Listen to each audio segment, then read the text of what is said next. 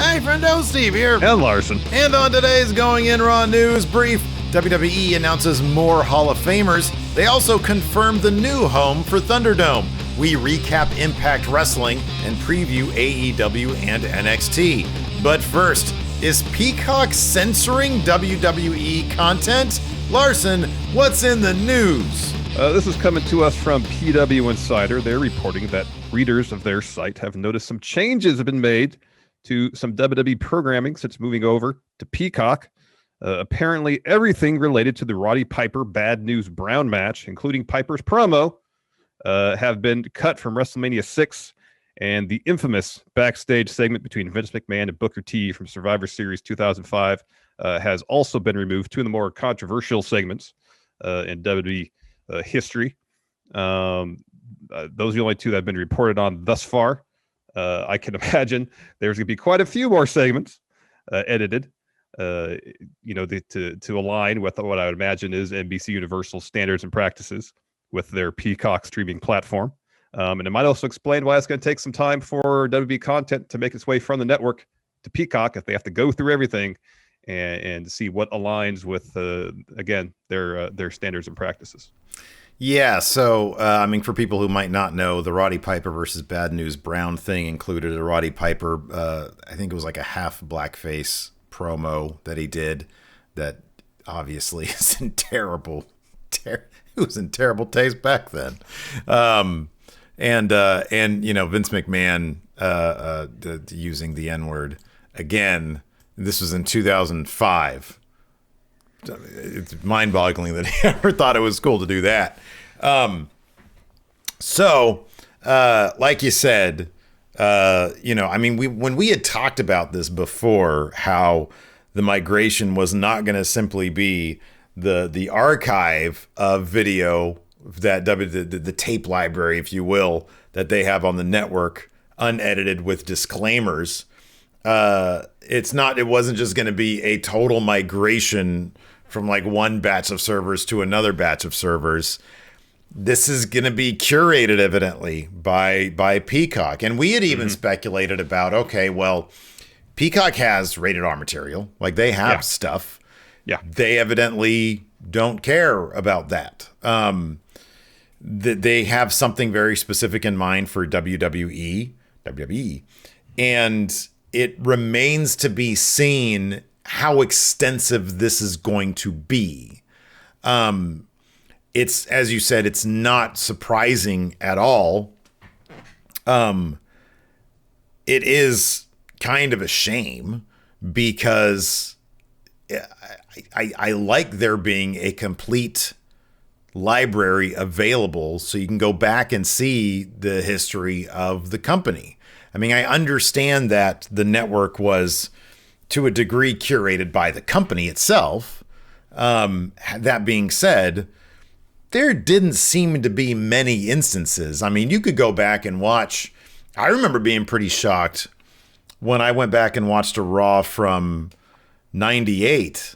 I mean, there are some horribly homophobic things being tossed around by Jerry Lawler, by The Godfather.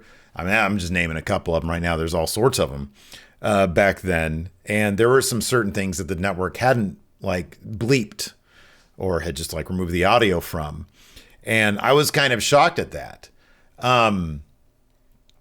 Because I think they had, like, for example, Over the Edge, they took out all the Owen stuff. They took all that stuff out. Mm-hmm. That's understandable, but in the same light, it's interesting from a historical perspective to see how they handled it. This seems to be going much further than even WWE had gone, which, again, isn't surprising, given that Peacock seems to be approaching WWE programming in a certain way. But yeah, I mean, we've said this a million times. If it lives on the internet, it can die just as quickly on the internet. Our entire first half of our careers in machinima are basically erased from the internet. I mean, barring the stuff that we edited and put up on the VR Patreon. But yeah, I mean, this shouldn't shock anybody.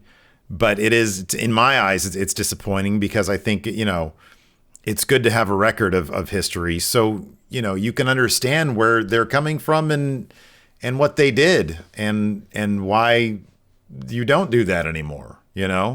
Well, I guess assuming these cuts are strictly on Peacock, I know it's a bit it's a stretch to go through, but I guess the unedited stuff in theory would still be available on the network. Granted, here in the States, you need to use a VPN or something like that. ExpressVPN.com/raw.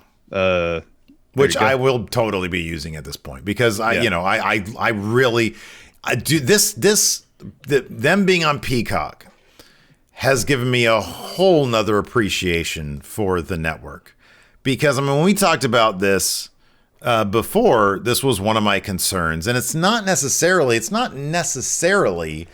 the censorship, the editing, but it's clearly they're not going to have the wet and Brit that the network had. There's no why would they put up the Battle of Atlanta? You know what I mean? Yeah. That was the Holy Grail for a long time, and it was a big deal. That was really cool that they put that up.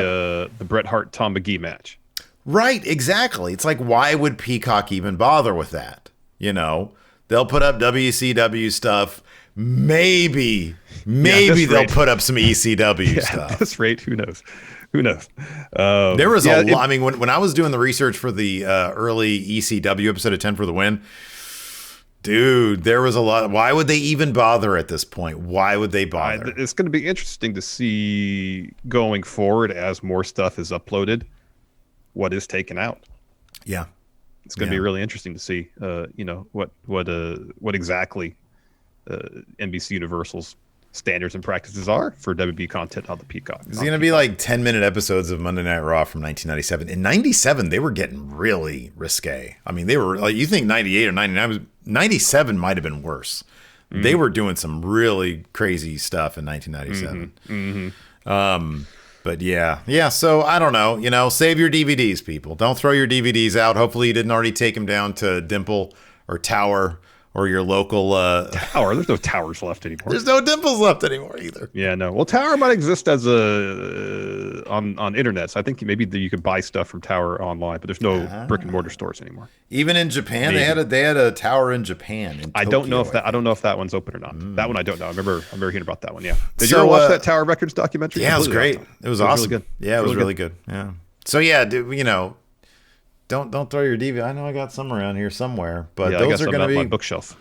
Those are going to be in demand, maybe. Maybe. I don't know, because who knows when, right now the network still exists internationally. That might change. I don't know, in terms of I don't know I don't know how that'll work, because is there a certain number of countries that it's available in internationally? I'm sure there are, yeah. Would there be a single streaming service that would be an international streaming service that then it would all of a sudden be, taken down? I don't know the infrastructure of it. I don't know if it's literally a US, like a server for the US, server for Europe's server for various other parts of the world. I don't know. I don't know. I don't know what kind of arrangements they may have with servers and whatnot. I just don't know. Don't know. Well, it'll be. We will find out eventually, because it's like. If they can find a way to monetize the network content in other regions of the world, they will do that. Yeah, and I wonder if that would alter their strategy for trying to procure other footage. It's like if they bought Ring of Honor, primarily for their library, because everybody that came through Ring of Honor is down in WWE. Well, I don't know if because there's an added value proposition for network subscribers. Those are people who are going to be really hungry to watch that stuff. But if they already have their money, WWE does, for this partnership with Peacock. There's not a whole lot of reasons to incentivize them getting more footage, because they already have the money in their pocket. Yeah. It's a shame that they. Yeah, I don't know. It's a shame that they wouldn't sell, okay, you guys want the rights to WWE, and WCW, right, to Peacock. Well, we're going to keep this other archive of, indie stuff that's available honestly, at a different price. Honestly, I'm surprised they went the full migration of the network here in the States or to Peacock. I thought they were just do pay-per-views. Yeah. Yeah. Yeah. Yeah. I mean, I think that seemed to be the flashpoint for the executives that left, is that they wanted to continue WWE in their own over the top streaming service. But guess not. Anyways, and this was pretty cool. More WWE Hall of Famers have been announced. 2 new inductees were announced today. WWE India announced via their Instagram that the great Khali is going to be in the Hall of Fame. And this morning, in a really touching moment, The Undertaker broke it to Kane. Undertaker in like a live Matt chat interview. Yeah, he was in his car. It looked like it was parked. Yeah. Oh, crap. I'm running late. I'm going to pull over and talk to Glenn. It's the only quiet place I have on my property. Exactly. He broke it down to a Mayor Glenn Jacobs that Kane, his alter ego, was going in as well. And Kane was... I don't know if these people are given advance notice or what. Oh, this didn't seem like it. It really didn't seem like it. He was shocked, silent, and he was holding back the tears. It was so sweet to see. I'm sure he was in his office when the Undertaker first told him. The first thing that Glenn Jacobs could muster to say after being silent for a number of seconds was, "Is this a joke?" Yeah, he thought he was being ribbed at first. Yeah, but then when Taker said, "No, this is real," I mean, I think Kane knew it was real from the get go. But when Undertaker said, "No, this is legit," and then just emotions started pouring out. Yeah. I mean, I don't know. You got to think as mayor of Knox County, he's got a lot going on. Maybe he's not like paying reelected. Yeah, maybe he's not like really paying attention to what's going on, and and so he gets a call. They're on the bump. And he says, yeah, is this real? And then like, it's funny because it's almost uncomfortable because it's like live on a show and then you got all the other little co-hosts there in their own little window or whatever. Yeah. And they're all cheering and stuff. And then he's just quiet and you could just look at his face and he's like just soaking it in and like he can barely muster any words. I know. It was a very moving moment. It is. It is. Like he was moved that the lifetime he has spent, up until his political ambitions took precedent or priority, dedicating his life to professional wrestling.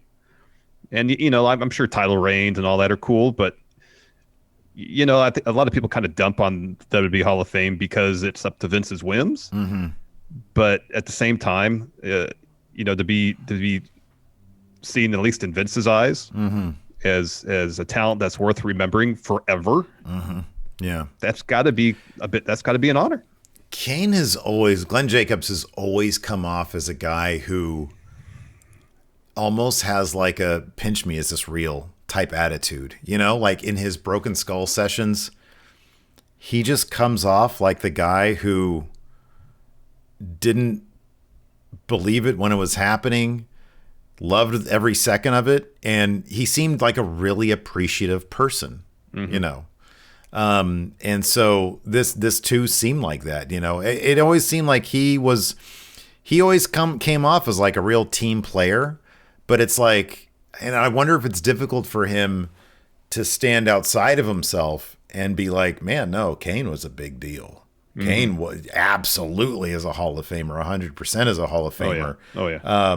And I wonder, for maybe somebody like him with his mentality, maybe it's difficult for him to like it's normal for him to be like, is this a joke, really, me? But it's like, yeah, dude, no, you're totally a Hall of Famer. So yeah, it's pretty awesome because he had a stellar career and he does seem like a pretty decent fella. Agree with his politics or no, he seems like a stand-up guy. He really does. Let's talk about WWE's future after WrestleMania week, specifically where the Thunderdome will call home. So we talked about John Alba's reporting on WWE's impending move at the Thunderdome at a Tropicana Field. And today, WWE confirmed Alba's reports the Thunderdome is heading to the University of South Florida's Yuengling Center. I think that's how you pronounce it. With the new residency there beginning April 12th. That is the Raw after Mania.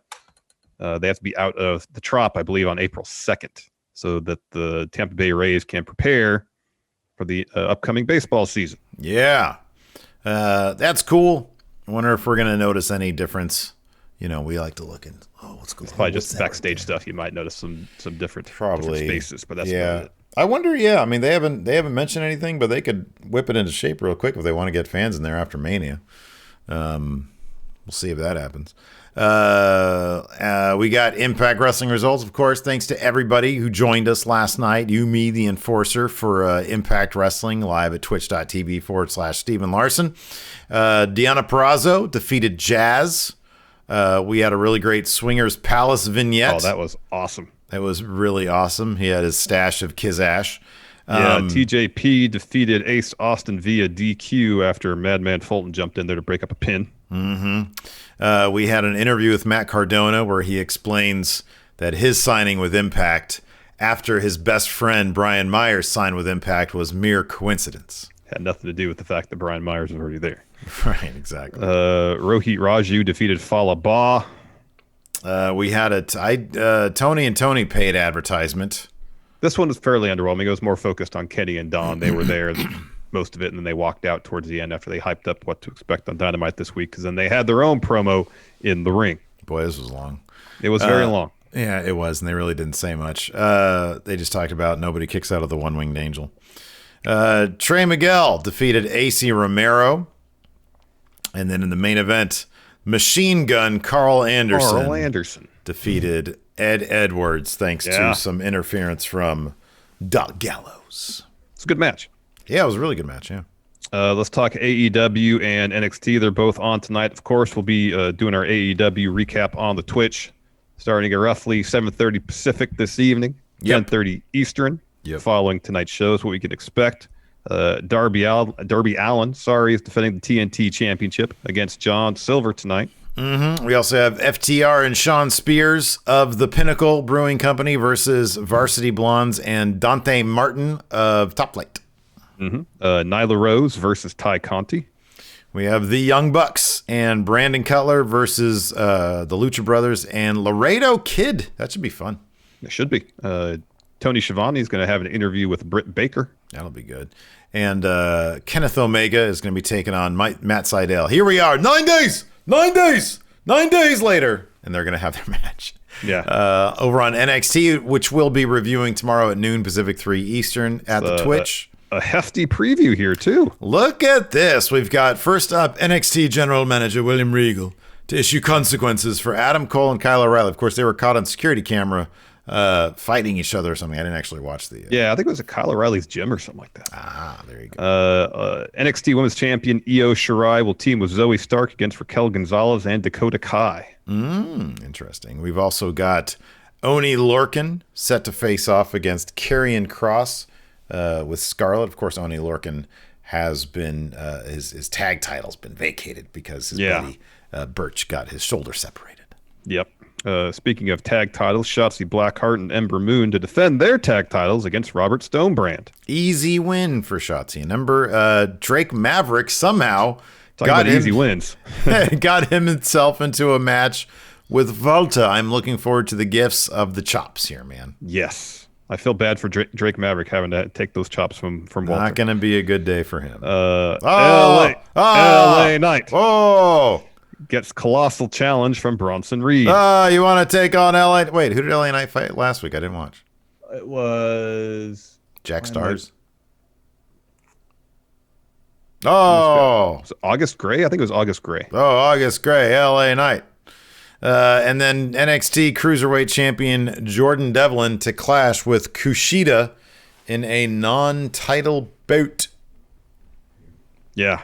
I wonder if Pete Dunne's gonna get involved in that somehow. Given that I could totally see it being Pete Dunne versus Kushida coming up next. Potentially. I mean, Santos Escobar will for sure get involved in this.